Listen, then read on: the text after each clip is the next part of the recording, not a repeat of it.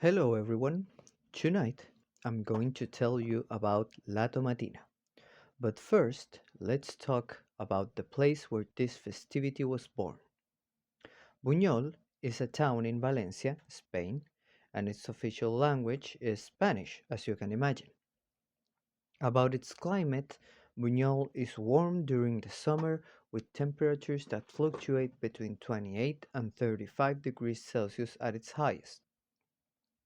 During the winter, Buñol turns cold, with a regular amount of rain and sometimes even snow. Buñol's economy is based mainly in industry and the service sector, but they also produce wine and olive oil. Now, let's say you are in the capital of Spain, Madrid, and you want to go to Buñol. How do you do it?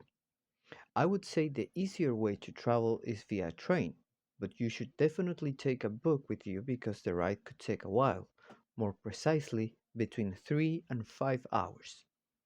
Another good recommendation is that you should buy the tickets in advance. The earlier, the cheaper. Now, about the origins of La Tomatina, there are multiple versions of the events. The most accepted one is that in 1945, on the last Wednesday of August, a parade of processional giants took place. A group of young men was watching the event, but at some point, maybe because they were a bit drunk or just because they were young men, they decided they wanted to walk with the people of the parade, and in doing so, they knocked over one of the costumed participants. At that point, the person in the costume started a temper tantrum, and chaos ensued when all the surrounding people saw a vegetable stand and started throwing tomatoes everywhere. It became a battle between everyone. After a while, law enforcement showed up to put an end to the battle, but it didn't end there.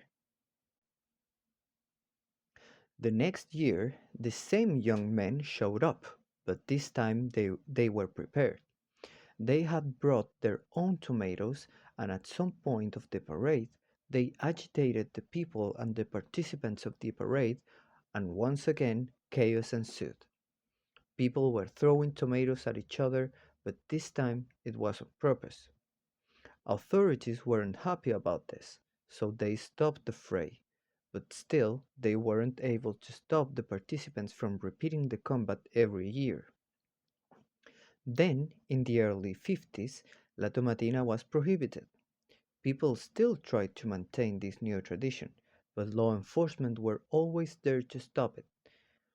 And after some years, in 1957, people organized a burial of tomatoes, and it had music, dances, and comedic shows.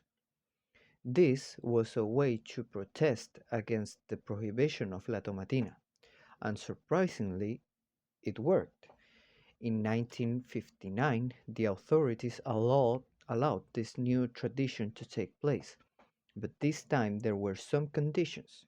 For example, there were firecrackers to signal the start and the end of the battle.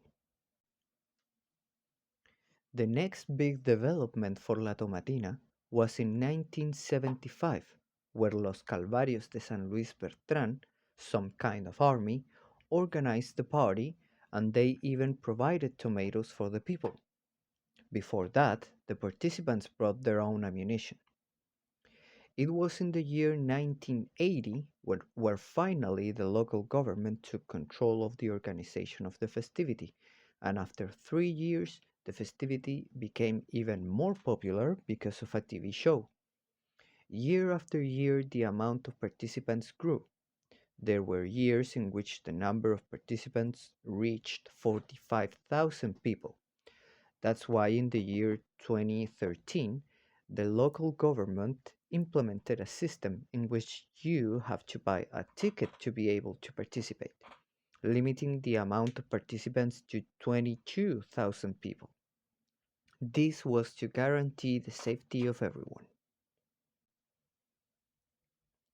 As you can imagine, La Tomatina is very popular, not only at a local level, but also at an international level. People from various countries buy the tickets, each one costing approximately 15 euros or around 15,000 Chilean pesos, for example. They travel from countries like Australia, Japan, the USA, Canada, Costa Rica, and many others. But it doesn't end there. The popularity of the festivity reached such a level that many countries have their own versions of it. South Korea, China, Costa Rica, Colombia, and Argentina have their own tomatina. Chile also had its own tomatina, which took place in Quillon. Its first version was in February 2011.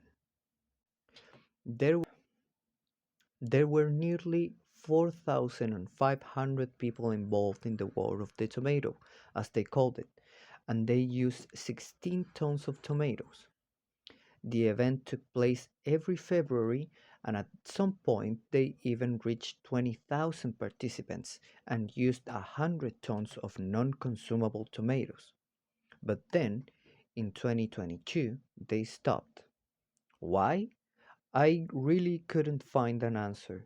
The festivity was replaced by La Fiesta del Tomate, in which they served a variety of tomato-based dishes, played live music, and people participated in games. The same happened in 2024, but this time someone mentioned that they were really excited about the festivity, but there wasn't going to be any Chilean tomatina for obvious reasons. These reasons being the awful fires that affected our country. Another fact worth mentioning is that in Buñol there's a child-friendly version of La Tomatina, and it takes place a couple of days before the main event. There, children between the ages of 4 and 14 throw tomatoes at each other. This initiative started in 2013, and its goal is to allow children to enjoy the same as the adults, but in a safer environment and with the supervision of the adults. This mini battle lasts between 30 and 40 minutes, and it's totally free.